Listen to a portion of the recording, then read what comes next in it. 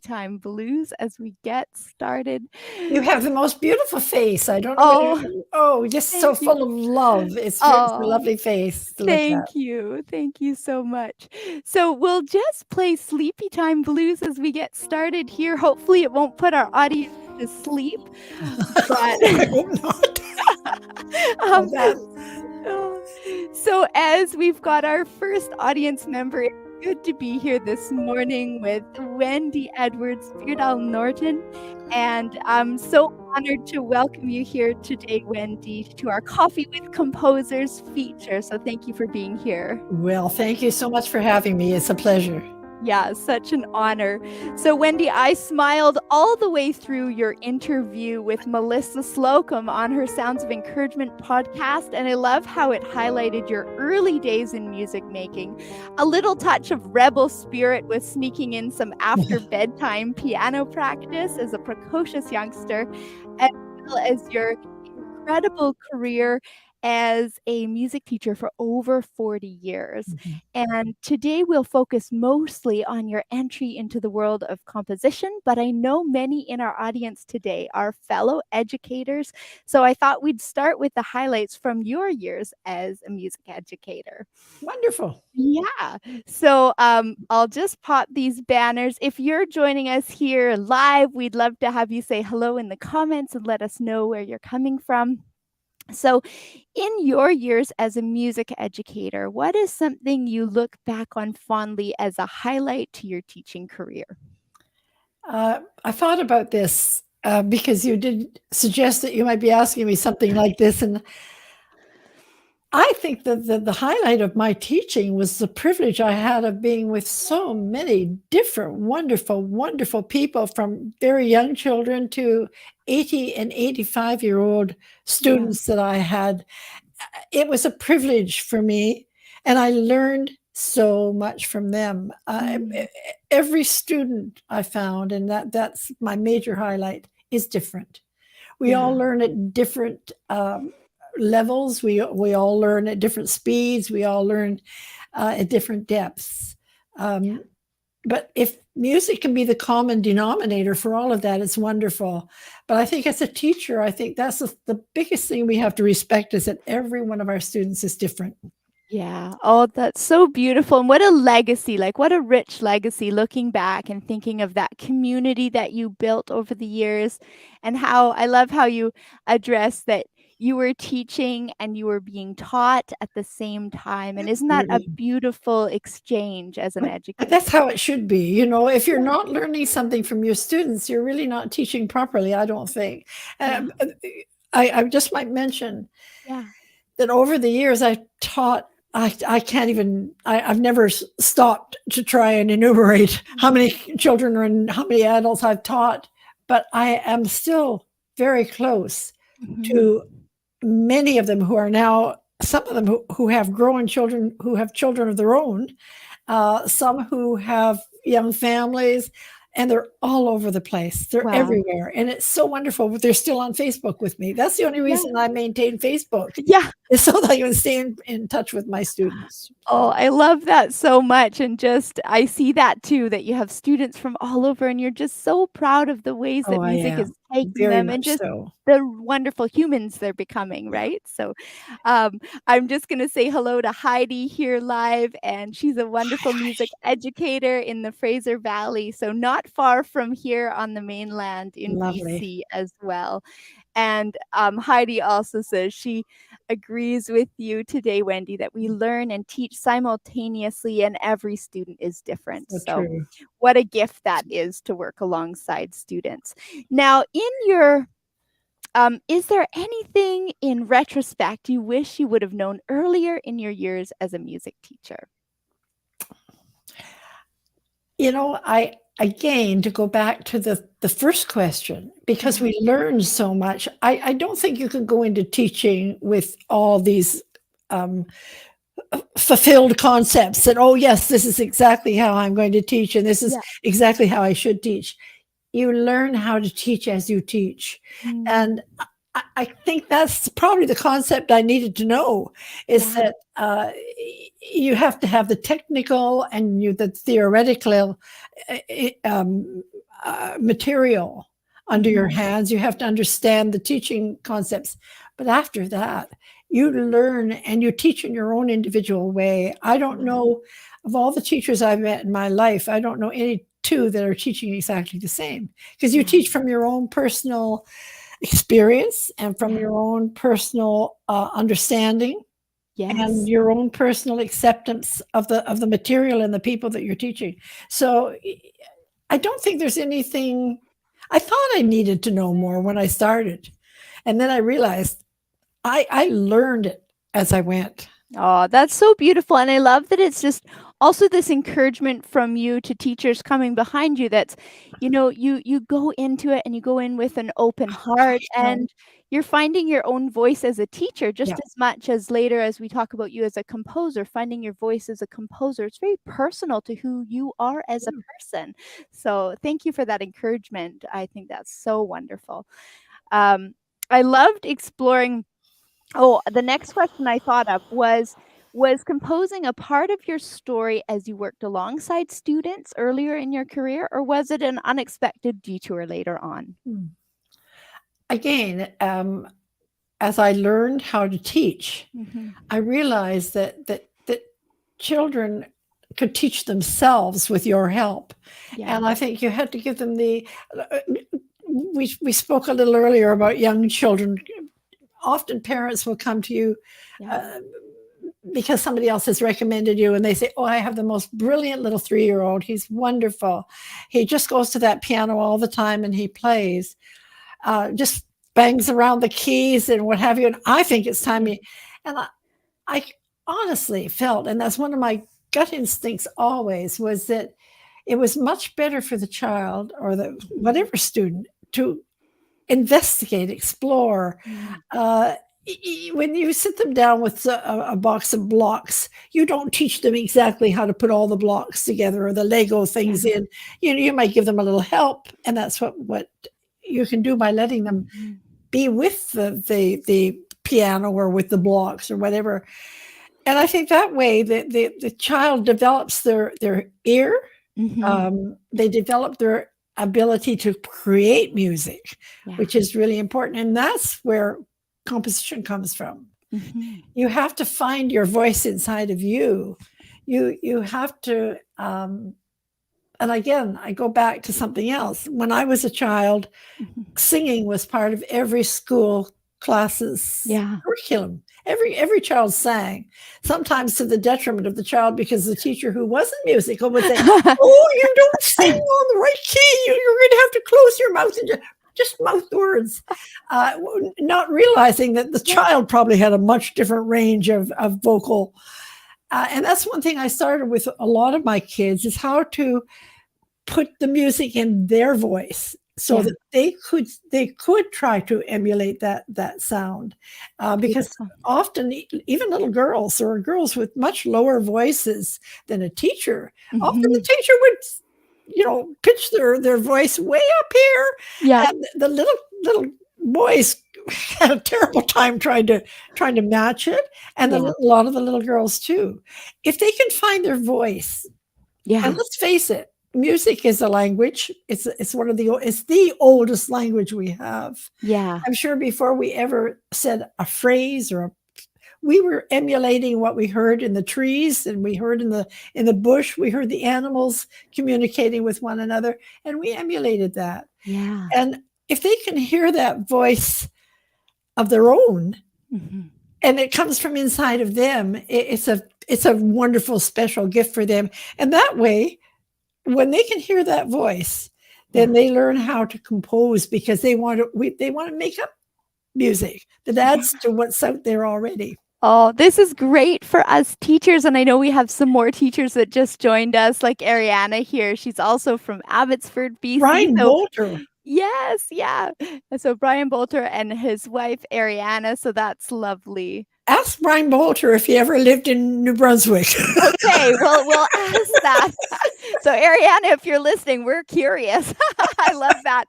So, I love that you're telling too, out of years of teaching experience, that aspect of exploration early on with a lot of freedom, it sounds like it's so fundamental, isn't it? Oh, absolutely. And I know that Absolutely. I've changed my messaging around that too, because I think as a younger teacher, I was kind of focused on following the ingredients of a good method book or things like Yes. that. And Yeah. now on the first lesson, you'll probably see Pattern Play Behind Me by Forrest and Akiko Kinney. Perfect. And I love to say, above all, you're creating sound. And so that's something that we do early and often now. Yeah.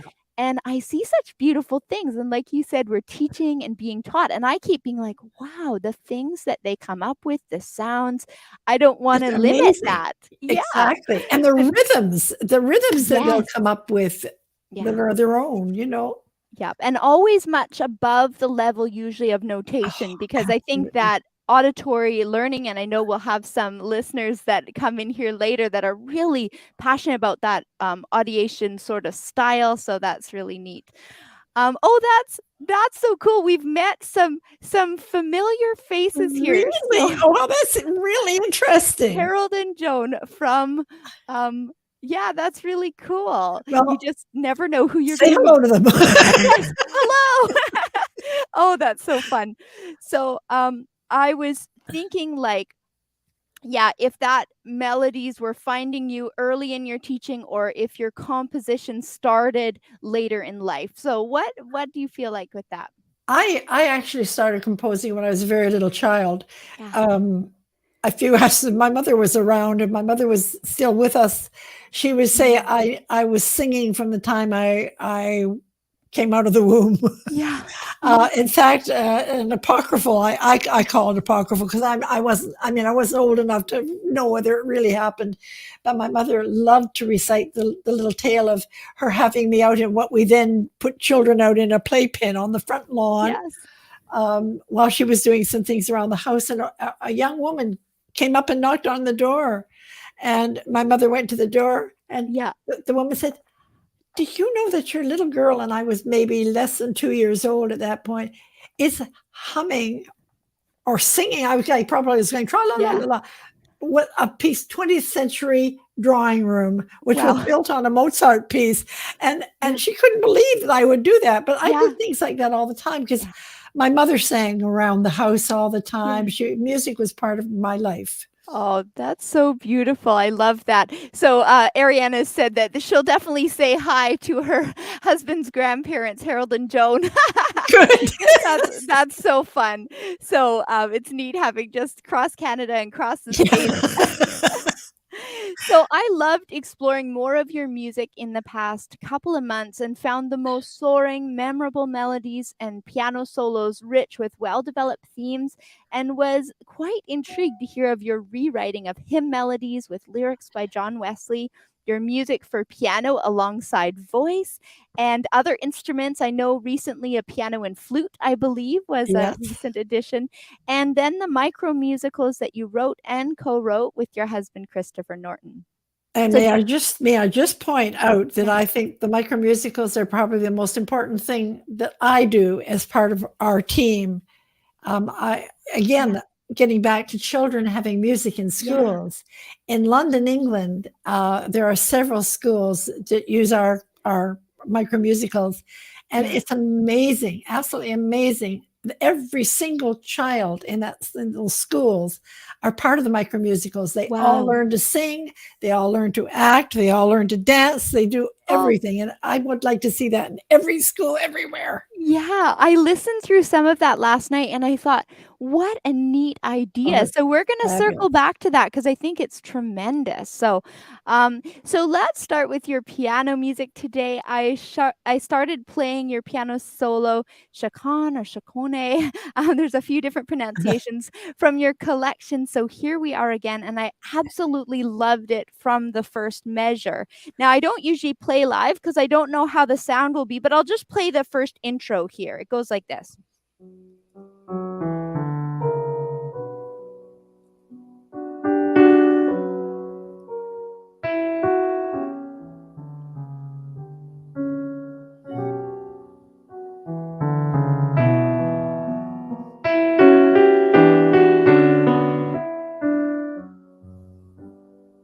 So that's the introduction. And I just love the music you were creating there. Thank you. So what inspired this piece? And I was curious if it was based on representation of the cheeky, sensual Spanish dance of the same name, or more of the traditional form of the chaconne. Can you clarify for us? I honestly think it probably ended up being sort of a combination of both. I love the Bach chaconne. Yes. I also love anything that has a Spanish flavor. I adore. Yeah. And so I think, yes, I didn't actually know the sort of a more, how shall I put it, sensual Yes. part of the chaconne that was Spanish, but I just loved the sound of the rhythm of it and the sound of it. So I think I probably just fiddled around at the piano, which is how I always start, Yeah. and came up with the melody line and developed it from there. And it had a bit of the sound of the Bach chaconne feeling, but still had that Spanish flavor. So I like that. That's where I come. I never come from something because I'm trying to emulate something, but something that I play will suggest something, either a place or a person or a feeling, and I go from that point. It starts with the music most often. Okay, that answers some of this next question. I was thinking, do you find the story finds you first or the melody? So that's great follow-up there. Almost always the melody, but as I say, I'm a lyricist as well. So often, I might have written a lyric of some sort, or something that I really want to put music to, but most often it's the melody first. Yeah. Oh, beautiful. And I think that probably shapes these beautiful melodies that just pour out of you. And I listened to your vocal music and the Micromusicals and the piano, and that was a theme that I saw again and again, was these melodies that you can't unhear, which is great when they're beautiful. So I love this one, and I'll probably record it later today. It was a little short on practice time this week, but I absolutely loved it. So that was really neat.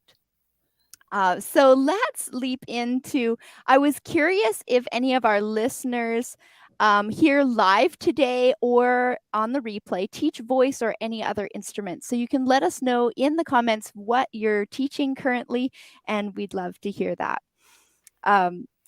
So this gives us a little perfect segue to the fact you were mentioning your Micromusicals, which you can tell us how that is also collaborative.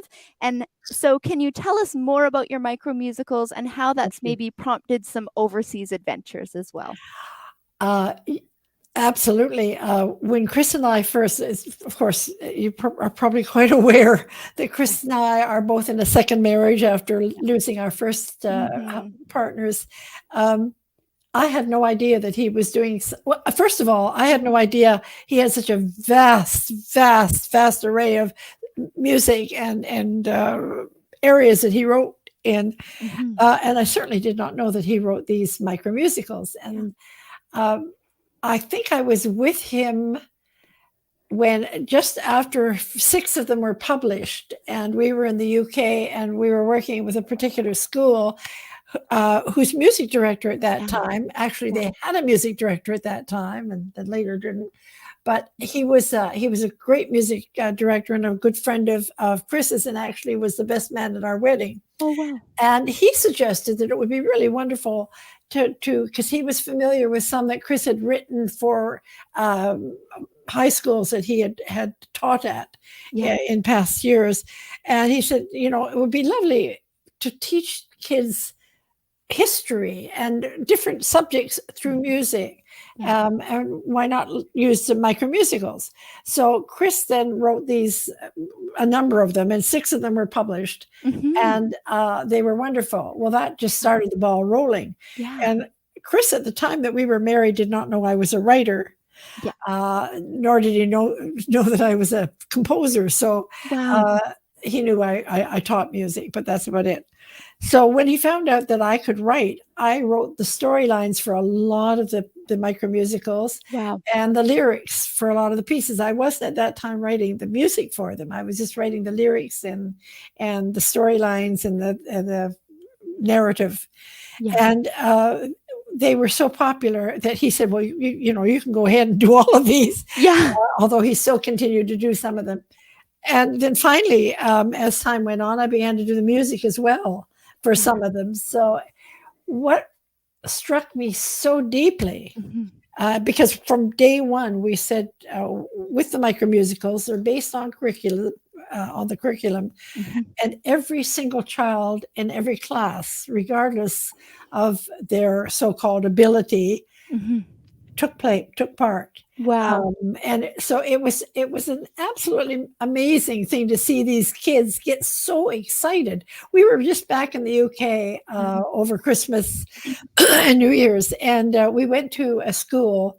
And in fact, we went to 3 schools, and they were all doing our micromusicals. Now they had finished one just before Christmas, so they did the songs from them, and it was just absolutely wonderful because we have books of songs from the micromusicals, and just to see how we're superstars in those schools because they love doing it so much. And though the teachers, when I first got involved with it, were very apprehensive about how they could do it because most of them had no or very little musical training, and they had music supervisors at the beginning, but then very soon the budgets didn't support that, so they didn't have them. But what was wonderful was that the teachers found it so easy to do them because we had books with they were cheap for the schools. They were very instructional for the teachers, and the teachers saw what benefit it gave the kids and how happy they were. It made them feel good about the job they were doing. And the last component that I thought was so wonderful, the teachers began to help each other. They come, you know, oh, we did that one 2 years ago. We'll come and help you with that. And so it was wonderful. Yeah. Is the song Comrades Listen to My Story one of those? Like, I'll play a little bit. Yes, it is. Yeah, I think I've got it here. We'll see if it starts. This is from Animal.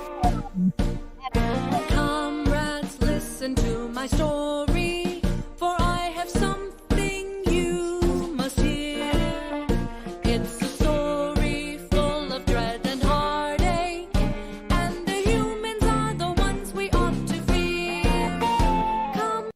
So you could tell right away it's got this really lively intro, and I could definitely hear that kind of musical theater flair to that, right? The kids get right into it. It's amazing. Like Animal Farm, it was grade 6s had Animal Farm in their curriculum, level 6s as they call it there, and it's a very difficult subject in a way. You know, you're talking about things that children are not at that age really not too familiar with. They just absolutely understood it completely with the songs and and we try to give them some help with how to act out the roles, but the teachers do wonderful things with the kids. They love it. But I actually wrote Animal Farm, and I was very proud of it. And I love to see how the kids just buy it right up. It's just wonderful. Take on the character. So I love that lots of our audience watching in either now or later will be ones who are like curious about that for their classrooms. And so I love that even though it's been used lots overseas, it's something that can be integrated into classroom work here. And I might say too, Amy, that most of these schools in England aren't like our schools. They don't tear down their old schools. They use their old schools. And so they're not really built for some of the things that we would want. They have center areas with classrooms off the center halls, and they use that center hall as their stage area in a lot of cases. There are not too many of them with stages. But they work around that, and it's a wonderful thing to see. Oh, anyway, it fills my heart with a lot of love. Yeah, that must be just so special to see music get feet, as it were, Oh, because it just goes out and it is so inspiring for others too. So I love that your works stand out as your own and are tremendous gifts to our music community, but that you and Christopher have also leveraged your strengths to co-create in new ways as well. So that stands out as really special to me. thank too. you, Amy. So for our audience here, we're going to take a peek at the next of Wendy's works. And I was thinking, even if you're not familiar with Christian hymns, you might know of the Christmas carol, Hark the Herald Angels Sing. And so you can let us know in the comments if you've heard that, because that's from some of the hymn writers, John Wesley, although I noticed that lots of people put it on Charles Wesley's. They had some friendly competition there, the brothers. And so I noticed it under both of their profiles, because sometimes one wrote the lyrics and one wrote the hymns. Is that right, Wendy? Yeah. So this carol and more than 6,000 other Christian hymns were written by John Wesley, Right. a 1700s Methodist preacher and brother to Charles Wesley, another iconic hymn writer. And they say apparently Charles Wesley had averaged 10 poetic lines a day for 50 years. And recently we've been chatting Atomic Habits, and I thought there's an example of Atomic Habits. But why we're talking about this right now is you actually wrote new melodies for some of John Wesley's hymns. So can you tell us what inspired you to take on this project? Well, it certainly wasn't an inspiration on my part, although I had grown up like a lot of us do, going to Sunday school and to church. And I actually went to private school for a couple of years when I was young, and it was Roman Catholic, although I was not Roman Catholic by denomination, and I was a boarder because my mother was ill. Okay. I had because I was Protestant, I was not, it was not important for me to get up and go to mass in the morning with the Roman Catholic children. Yeah. I was 6.5 years old, and I loved the music at the masses so much that I would get up at 6:30 in the morning and go to mass at 7 o'clock so I could hear the music. And I absolutely loved it. I think a lot of it came through that. I also was an Anglican, brought up as an Anglican, and they sang a lot of the beautiful old hymns. So I had a bit of a background in that. Yeah. But I had no intention to write hymns. And it was through a request from a chap that was familiar with Chris's work in writing Charles Wesley settings for lyrics from a number of years back. And he was thinking of writing a whole big thing on John Wesley. And he approached Chris and asked if he would write the music for them. Yeah. And Chris said, I have a wife who is a pretty good lyric or pretty good melody writer. Yeah. And maybe it's something she might like to do. Yeah. So very quickly, surprisingly, I don't think it took me more than I don't like to tell them, but about 2.5 days, I had them all done. Wow. Wrote 20 John Wesley melodies. Beautiful. It was a privilege to write them because they had so much history involved with them.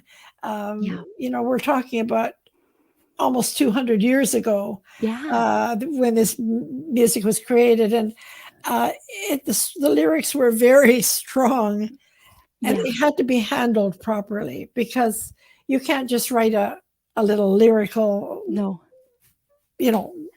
fluff for a Wesleyan hymn. So you had to think about where the lyrics were going. Were they going up? Are we celebrating what's up there? Are they coming down? Are we plummeting the inner soul or whatever? So it was fun, but it was a really good project for me. I really enjoyed it. And it went on to become the hymns are all now printed and they're in books. And I think it's called John Wesley Rediscovered. And the gentleman, the clergyman who started this project, has written a whole book on John Wesley. So it's also been published. So it's been a wonderful project. Oh, that's tremendous. I love that that's something that you were able to dive into. But I think, again, as a composer, those were songs in your history. Yeah. And so you found your voice with them, and you'd been impacted by that style of That's right. music through the years. So that was And really that's something I think one also has to remember as a composer, that not everything that you write has to be your idea. It doesn't have to come from your experience but you have to know how to bring your experience and your skills to write for someone else as well. So I think that's very important. Yeah, that's beautiful. I love that. I know many in our audience are music teachers, but many are also composers themselves. So, what word of advice would you have for composers trying to find their own voice in the world of composition? I think just to write, just to fiddle around. I think, but do it. You talked about Charles Wesley writing a line a day, blah blah, or 10 lines a day for 50 years. It's important that you go to the keyboard. I know when I'm dry, like since we were away for a long period over Christmas and New Year's, and I've just started to come back to doing some stuff on the piano, and it makes me feel so good. I use the piano for my creative instrument, but there are so many ways of expressing. I've been writing for flute, which is just like a one-line flute with no accompaniment, and that's fun too. But I think the most important thing is to do it often, and to not be satisfied with something you don't like. If you don't like it, nobody else is going to like it either. I want to be happy with what I write. If it makes me feel good, then I think there might be some portion of the population that might also like it. And as I said to you before, not everybody is going to like everything you write. There's just no way. So a lot of people want something very avant-garde, and I'm not that person. I do a few little things that are a little further along. I'm a melodic person. I love a beautiful melody. I love a beautiful lyric when I'm writing lyrics. So that's my bag. Find your bag and carry it.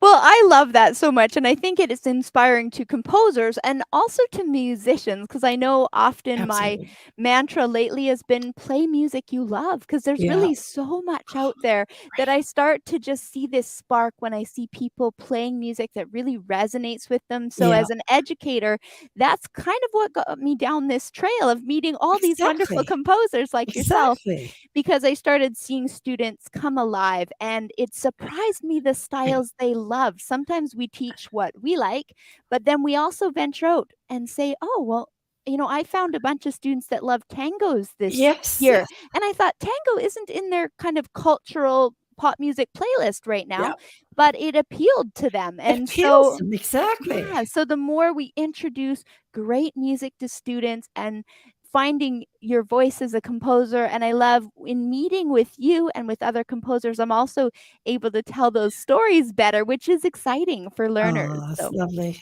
Yeah.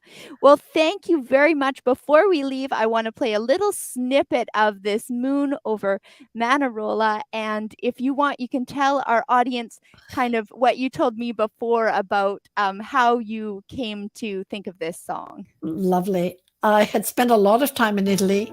I spent a lot of time in the hill towns of Italy. And when I was looking for a nice melody, this came up, and I thought, oh, I can just see Manarola. Well, I didn't know it was Manarola, but it was a hill town. And when I was trying to come up with I knew it was going to be a moonlight thing. It was moon over something.